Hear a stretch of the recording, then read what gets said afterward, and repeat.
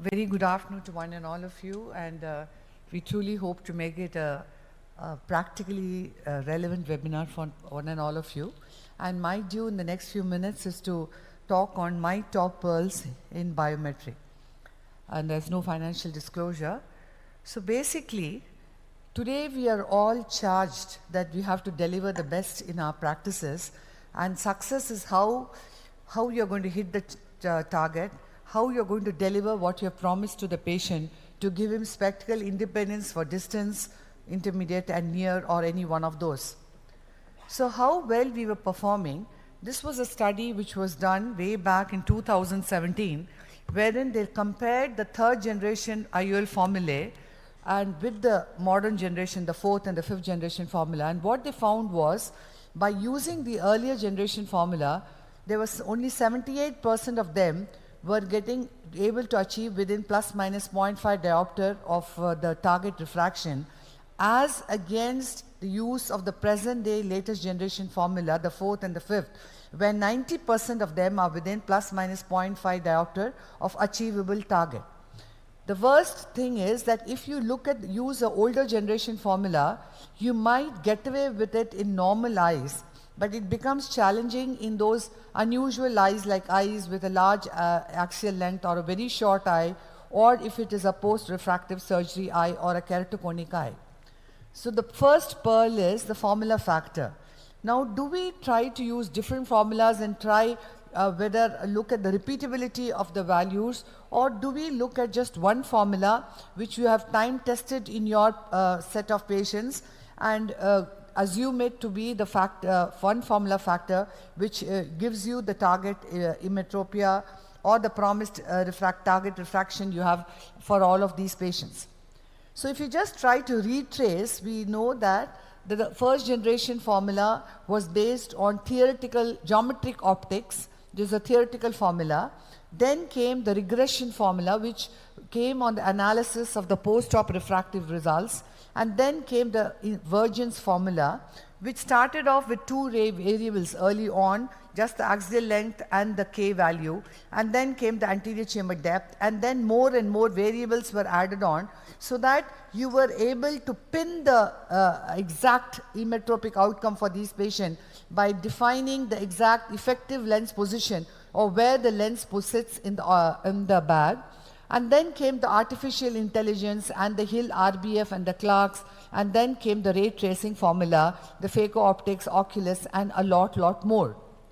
We did a study comparing the third generation formula with the Barrett Universal 2, again way back in 2022, and what we found was that with the Barrett Universal formula, at least 96% of the patients were within plus minus 0.5 diopter, as against 93% with the third generation formula, and so on. And the kind of repeatability and the high percentage values in the Barrett Universal formula should augur all of us to move towards this in our respective practices. This is again another study which has compared the Hill RBF with the Barrett Universal 2, and what it again reiterates is that 92% of them are within plus minus 0.5 diopter of target refraction if you use the latest generation formula. If you try to understand the Barrett suit, it comes, and that too with the TK component, that is something which is the total keratometry, or the anterior and the posterior corneal astigmatism is factored in, which is a value which you get in the IOL Master 700, or else you could also access the website, the APACRS or the ASCRS website, and get to access these formulas, wherein you have the axial length, corneal power, anterior chamber depth, white to white, lens thickness, lens factor, all of these factored in, which gives you the exact effective lens position, or closest to the effective lens position of the IOL in the bag. However, an optimal surgical outcome is also mandated. It also takes into account the principal plane of the lens. That is, it could be a biconvex lens, an equiconvex lens, or paleoconvex lens, or a meniscus lens if it is a high myope. So based on that, the principal plane of these lenses would differ. What is the principal plane of the lens? Is the distance from the endothelium to the central optical axis of the IOL sitting in the bag, and this kind of accuracy is possible with the Barrett's universal formula or the more recent formula. If you have access to the IOL Master 700, it is able to measure the total keratometry with the help of the swept source and the B-scan biometry, which gives all the values on the anterior cornea and interpolates the value on the posterior cornea and gives you the total TK value, TK universal, TK toric, or TK 2K TK. And what we also have to understand is, supposing you have used a formula like a Holiday formula or any other formula which has mathematically assumed the posterior corneal astigmatism, in those eyes, if you further add on the Barrett TK, then you might end up overcorrecting, and that has to be kept in mind. So whenever a patient comes into our practice, before we even go and do an applanation tonometry and disturb the tear film, we would actually take the patient, if he's interested in cataract surgery, do a biometry to understand what the true values are, and if it is an astigmatic error, we would veer the discussion towards a probability of including a toric IOL calculation. When we try to understand the errors in biometry, earlier on, it was axial length, keratometer, and effective lens position. And these were a high percentage of errors which could happen. But now, with all the optical biometers, we are bang on in your axial length, and it is the K and the ELP. So it becomes, especially with the K, you should do repeat the measurement in 2 modalities to know about the repeatability of the measure.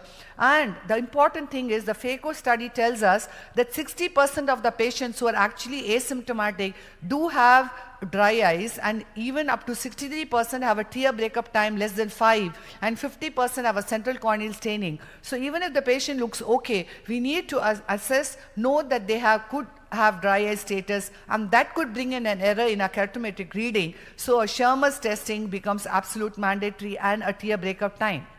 Now let's look at this patient. It was initially showing a TK of 1.63 and an artifactual defect and those fishtail appearances on the IOL Master 700. But after treating the dry eye, the astigmatic value was only 0.3, and that shows the amount of difference which could come up in our toric IOL power calculation. Again, this is another study which tells us that you should ask the patient not to blink, do a keratometry, and if the standard deviation is more than 0.3 diopters, more than 0.03 millimeters or more than 0.2 diopters, it could be a dry eye. Then treat the dry eye and repeat the biometry. If it is not dry eye but still the standard deviation is off, then it could be a keratoconus eye, could be a PMD. Then you have to do a tomography, just not a topography. And if there is astigmatism, put the patient on the toric calculator and use the latest generation formula. It is always important to measure both eyes in every patient because it gives us tons of information. Here the axial length is 21.9 and the other eye is 22.6, and the keratometer in one eye, the IOL power was 22, and other eye it was 25. Now that is grossly off the axis. So what it indicates is that in such situations, you repeat the biometry, and then again, those errors, if you do it carefully, take care of the tear film and repeat the measurements. It was actually 22 in both eyes, and that kind of care in biometry is absolutely indicated, and you need to ensure that your technician does that. And if it is done on an immersion, you should see whether all the spikes are normal, the standard deviation is less than 0.6, there's repeatability in your measurements, and those orbital spikes are there. So everything has to be looked into. Even if the other eye is pseudophakic, you need to see whether the anterior chamber depth, the axial length, the K values, they would be repeatable in both eyes. And if there is an asymmetry,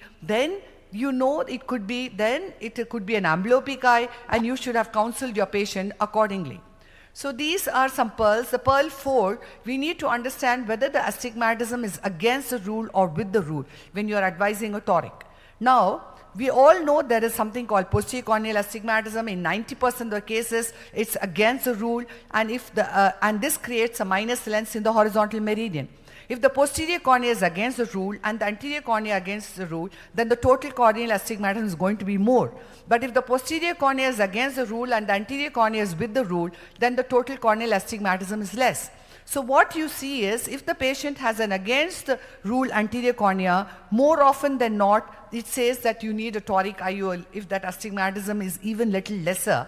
But if the anterior cornea is with the rule and the total corneal astigmatism is actually lesser, then it says that no toric is needed. So how low do we go? I would put my patient on a toric calculator and tell him this is astigmatism with the toric IOL correction. If the toric calculator says it could be done, and if the patient could afford to go for those lenses, he could go for a complete spectacle independence. The threshold for a toric IOL, toricity correction becomes even more necessary in a premium IOL, which will not tolerate even more than 0.75 diopter of astigmatism not being corrected. In atypical eyes, like in a post-LASIK eye, there are different ways, ASCRS calculator or the ORA or the Barrett-Trouquet and the Higgis. But what we find is the Barrett-Trouquet seems to be doing extremely well. And multiple studies have shown us that myopic classic does better than PRK than hyperopic classic. And Barrett-Trouquet toric seems to make sense in 75% of these situations. You need to feed in whether it was myopic classic or hyperopic classic when you go onto the sheet, and also need to feed in the data whether it was calculated on the Pentacam or on the IOL master, and feed in these data. And this is a study which says that the Trouquet TK, in 70% of the cases, you get target refraction of within plus minus 0.5 cylinder as against the rest. But what is also important in a post-LASIK eye is whether within the central 3 millimeters it's a regular bow tie, whether when you're trying to check the K value in two different modalities, the difference is less than 0.75, and all of these becomes important. And actually, if it is a post-RK and if the patient is constantly using a rose K lens to take care of his irregular astigmatism, you totally avoid a toric IOL calculator in these eyes. So again, if it comes to keratoconus, the best formulas would be the Barrett calculator, Trouquet formula, followed by SRK-T, which incidentally gives a myopic outcome. And because you can end up with hyperopic surprises, because in keratoconus, both the anterior and the posterior cornea relationship is altered, and that has to be kept in mind. So finally, we have done the best of IOL formula, best of calculation, best of technicians, but the ELP has been seen to shift post-operatively too, and this was a study which showed that 17.6% of the patients, the anterior chamber shift occurred of more than 0.1 millimeter from 1 hour to 2 months.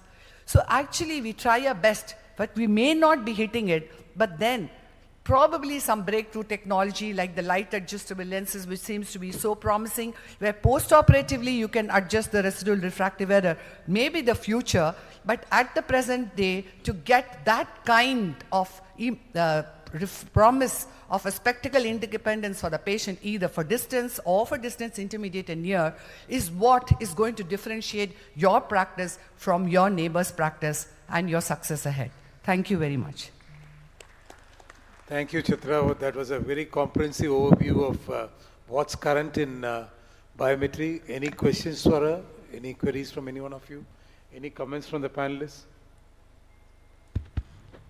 So just to add or reiterate 2 points that were mentioned during the talk, I think the fact that repeatable measurements are always important in biometry, and if you were to have outlier values or any asymmetry between the two eyes, you would always want to repeat the biometry and see if you're getting the same values. And at the same time, when we also emphasize the importance of a trained technician for something like immersion biometry or manual keratometry, even for the IOL master, there needs to be someone who is trained, who can recognize the pattern of the Meyers that reflect on the cornea. Because very often in the presence of a small pterygium or some of ocular surface disease, one can often have blurred Meyers, which can quite adversely impact the kind of astigmatism that you get.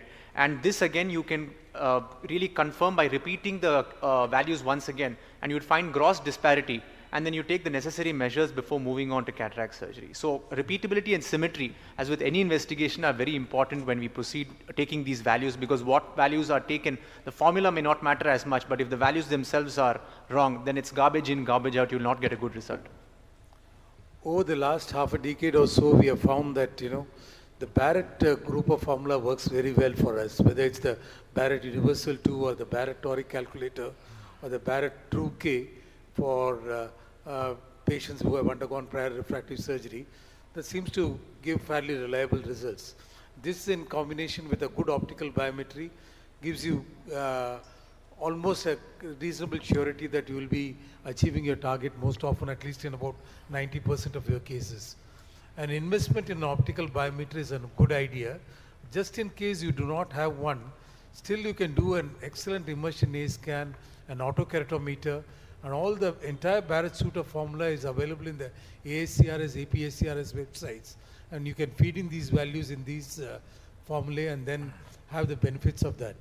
So even now, of course, we have equipped all our centers with an optical biometer.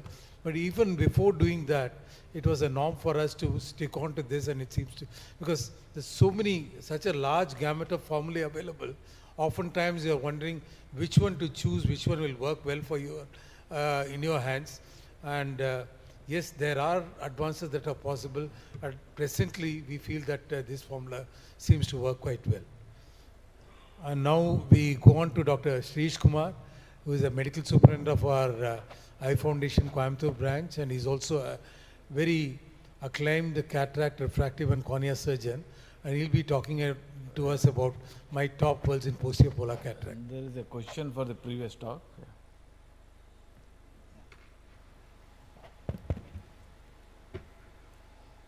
Yes. Yeah.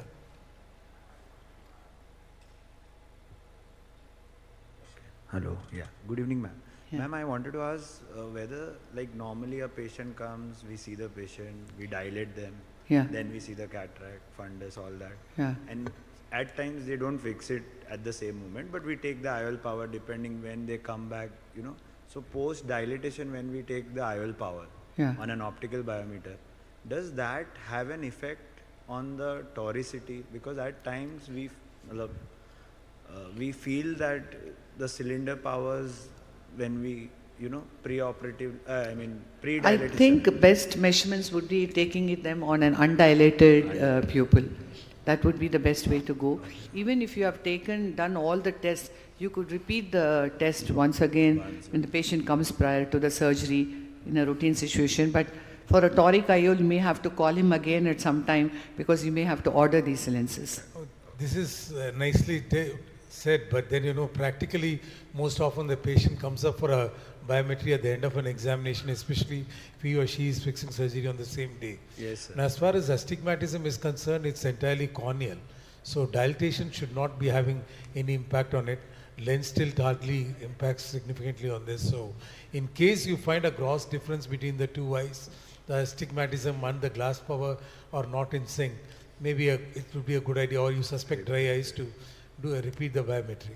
Otherwise, most often we go by what we see on the first day. Thank you, sir. You have anything to add, Gaurav? So I think you covered everything so well. I just had a question.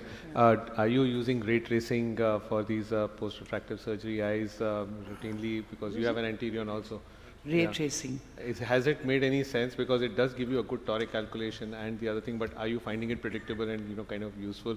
Because we've been trying to make sense of it. Sometimes it works beautifully well in post-refractive surgeries, and sometimes it's totally off. So Yeah, what you say does make sense, but we would have tried in few numbers. For all patients, we don't keep doing it the paucity of time. So we have seen consistent repeatability in Barrett 2K, Barrett's, of course. and we stick to that. I know you have done a study with the Hill RBF. yeah, that was Hill. Even Hill RPF for me works extremely well, and Well. I continue to use it. In fact, my printouts on the Lenstar are for the Hill RPF and the Barrett's, and on the 700 they are usually for the Barrett's alone. And on the Anterion, of course, Oculus. we do ray tracing only for post-refractive surgery eyes, basically. But on the Almaster 700, typically we'll have two prints. One is for the K and one is for the TK, and for both the toric calculations. So we quickly have a look whether both are kind of consistent or not, and then we decide what we want to use or investigate further.